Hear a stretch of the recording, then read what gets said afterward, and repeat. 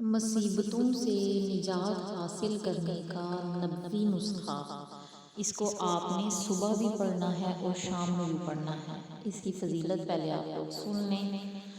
حضرت ابو درداء رضی اللہ تعالیٰ عنہ فرماتے ہیں کہ میں نے رسول اللہ صلی اللہ علیہ وآلہ وسلم کو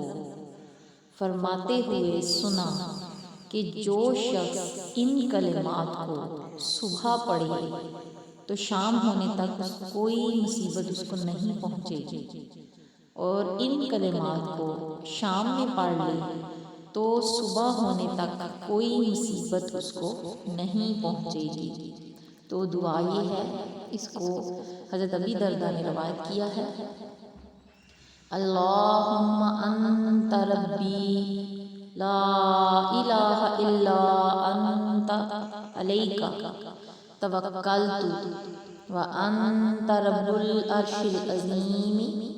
ما شاء اللہ کان وما لم یشاء لم یکن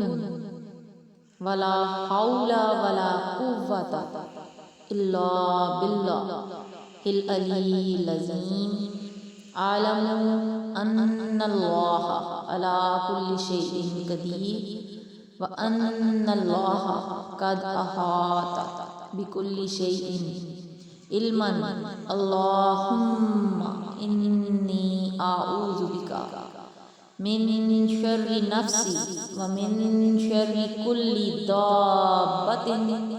أَنْتَ آخِذٌ بِنَاصِيَتِهَا